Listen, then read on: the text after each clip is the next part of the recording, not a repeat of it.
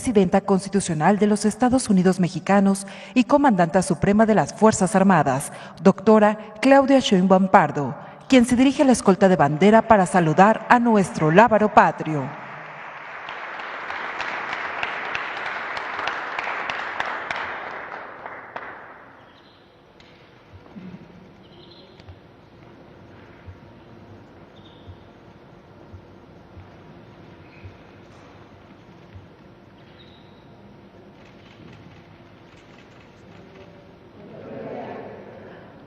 Damos inicio a esta ceremonia con los honores a la Presidenta Constitucional de los Estados Unidos Mexicanos y Comandanta Suprema de las Fuerzas Armadas.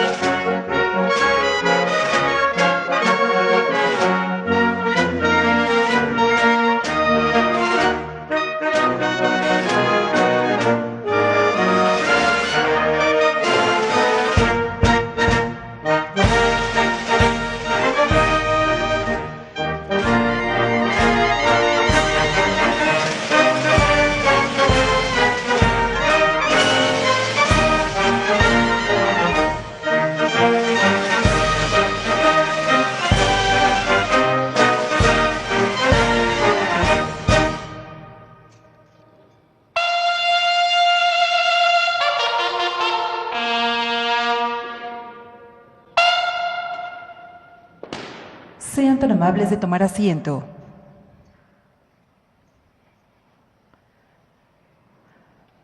Damas y caballeros, estamos reunidos para conmemorar el 112 aniversario luctuoso de Francisco I. Madero, que tuvo lugar el día 22 de febrero del presente año. En este sentido, rendimos homenaje al apóstol de la democracia. Preside esta ceremonia conmemorativa la Presidenta Constitucional de los Estados Unidos Mexicanos, doctora Claudia Sheinbaum Pardo.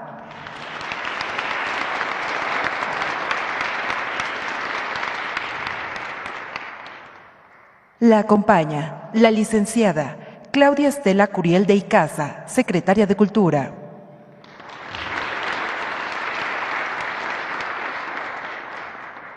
Y el doctor Felipe Arturo Ávila Espinosa, director general del Instituto Nacional de Estudios Históricos de las Revoluciones de México.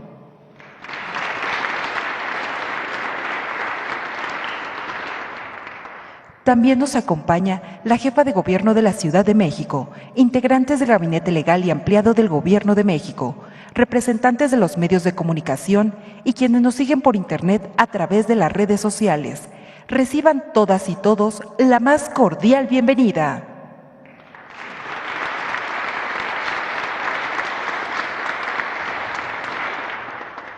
Hace uso de la palabra el doctor Felipe Arturo Ávila Espinosa, director general del Instituto Nacional de Estudios Históricos de las Revoluciones de México. Muy buenos días a todas y a todos. Presidenta Constitucional de la República, doctora Claudia Sheinbaum Pardo, reciba un cordial saludo de parte del Instituto Nacional de Estudios Históricos de las Revoluciones de México, que pertenece a la Secretaría de Cultura. Aquí nos acompaña nuestra querida secretaria. Distinguidos miembros del gabinete, hombres y mujeres que están aquí con nosotros. Este pasado 22 de febrero se cumplieron 112 años del asesinato de Francisco I. Madero, el fundador de la democracia mexicana.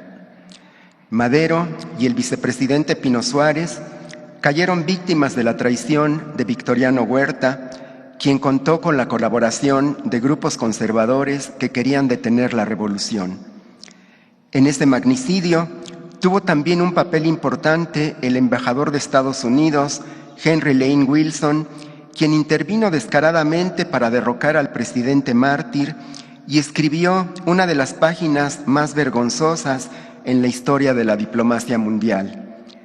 Lane Wilson promovió el pacto de la embajada en el que Victoriano Huerta y Félix Díaz se comprometieron a derrocar a Madero y acabar con el primer gobierno democrático en la historia moderna de nuestro país.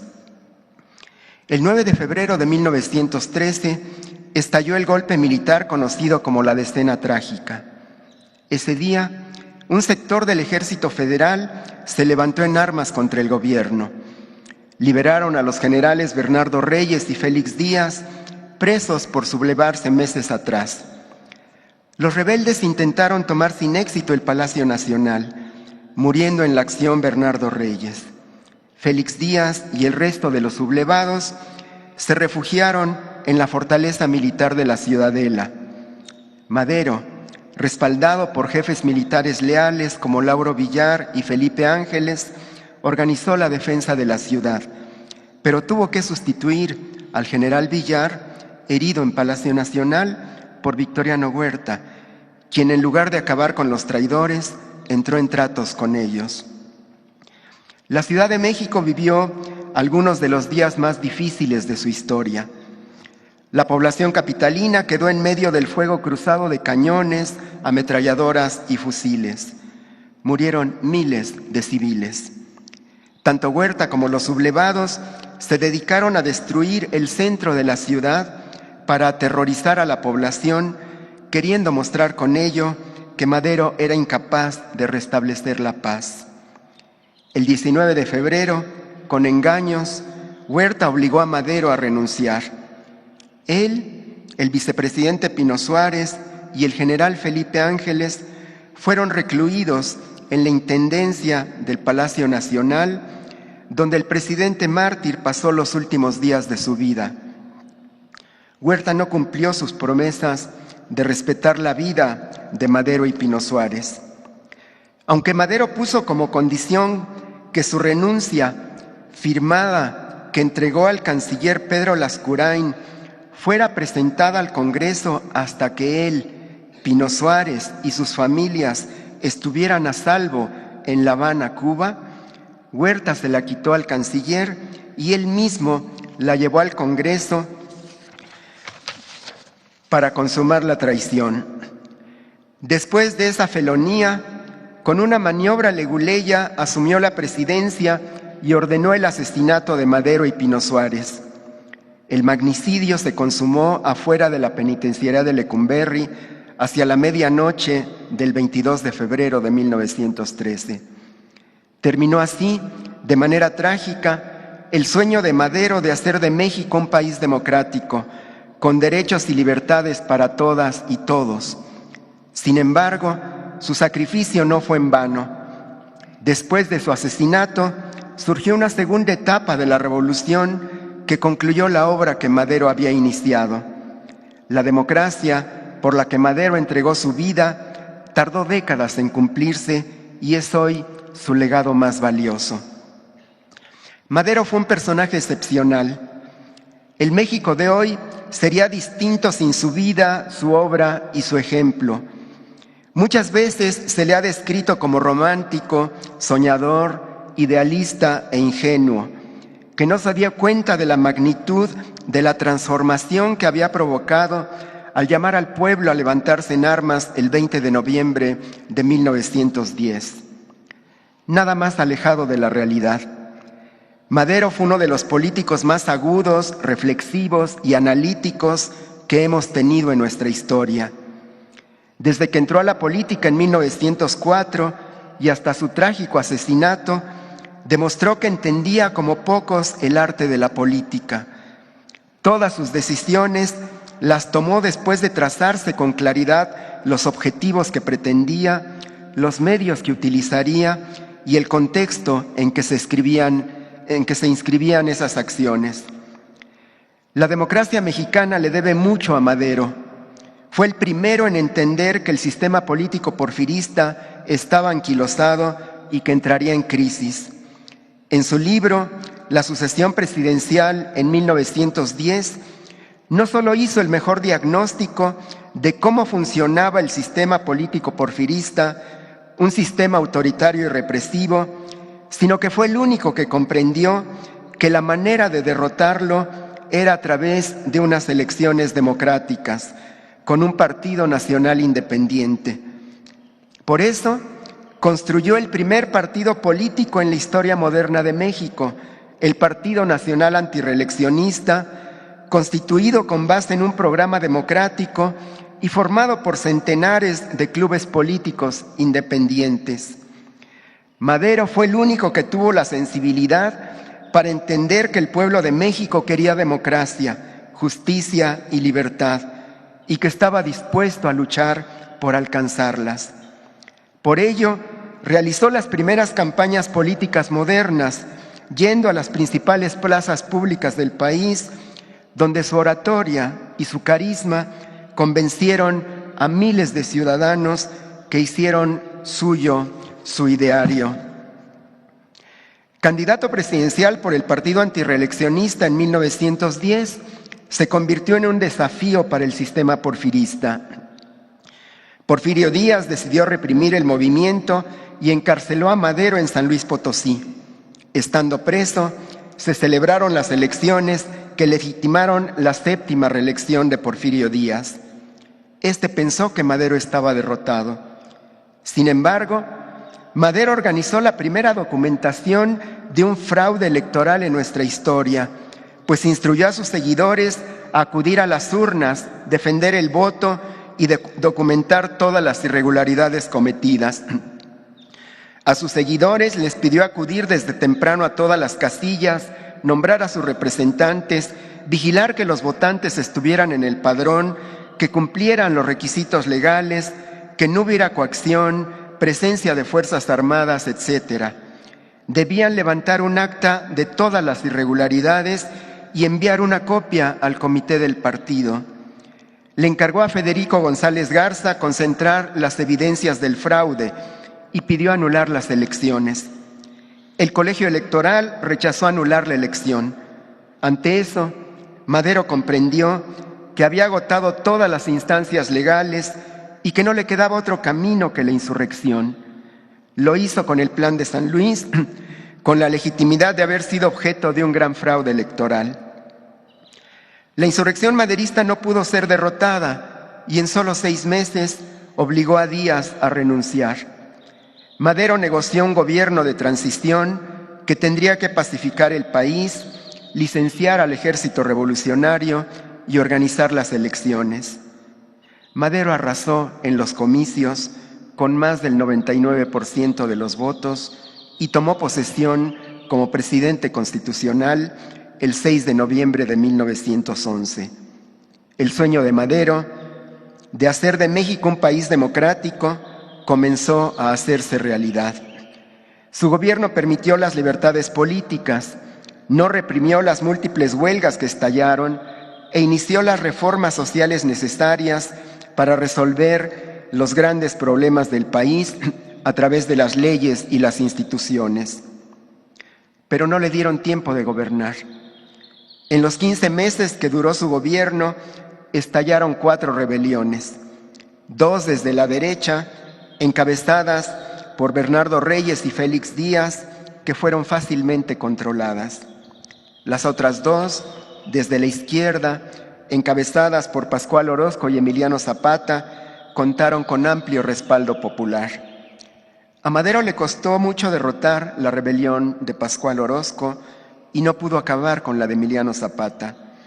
Además, los grupos conservadores aprovecharon para crear un clima hostil a Madero con una feroz campaña periodística de burlas y escarnio al presidente que preparó las condiciones para un quinto levantamiento que estalló el 9 de febrero de 1913, encabezado por altos mandos del ejército que, al contar con la traición de Victoriano Huerta, pusieron fin de manera trágica al primer y por muchas décadas único gobierno democrático del México moderno. Hablar de Madero es hablar de democracia, de sufragio efectivo, de no reelección, de libertades, de derechos, de conquistas sociales. Es hablar de un gobierno al servicio del pueblo. Es hablar de un hombre congruente con sus principios, honesto, que tuvo la capacidad de entender lo que la gente quería y canalizar sus anhelos de transformación. Su gobierno fue un ejemplo de democracia y de confianza en las instituciones y en las leyes. Este es su legado, es lo que le da vigencia a su vida y a su obra, y es lo que nos hace recordarlo con orgullo y respeto. Muchas gracias.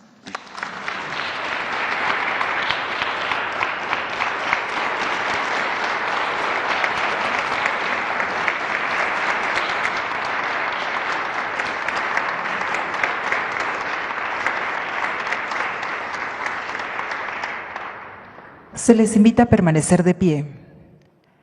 La presidenta de los Estados Unidos mexicanos, doctora Claudia Sheinbaum Pardo, acompañada de la secretaria de Cultura y del director general del Instituto Nacional de Estudios Históricos de las Revoluciones de México, montarán una guardia de honor con motivo del 112 aniversario luctuoso de Francisco I. Madero.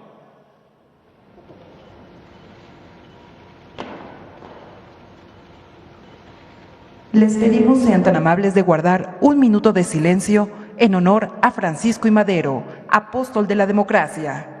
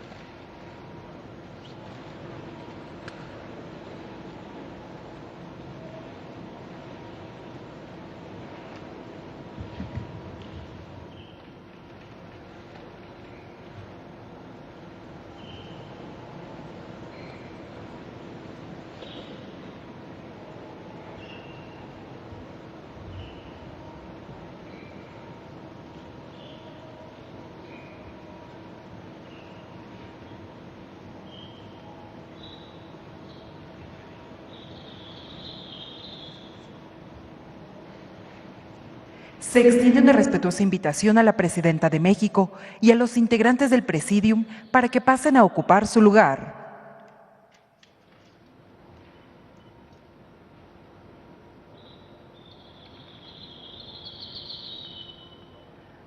Finaliza esta ceremonia con los honores a la Presidenta Constitucional de los Estados Unidos Mexicanos y Comandanta Suprema de las Fuerzas Armadas.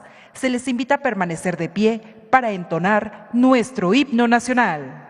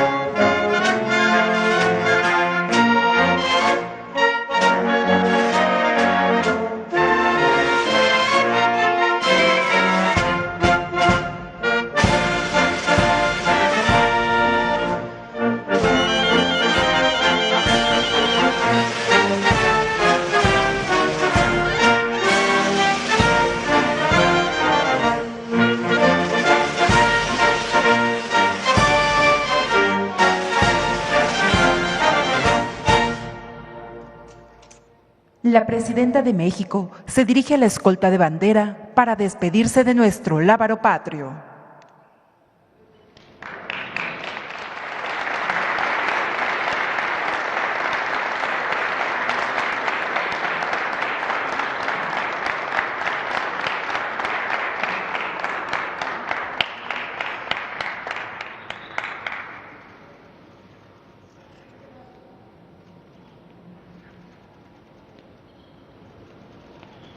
Es así como concluye esta ceremonia. Se agradece la asistencia de la doctora Claudia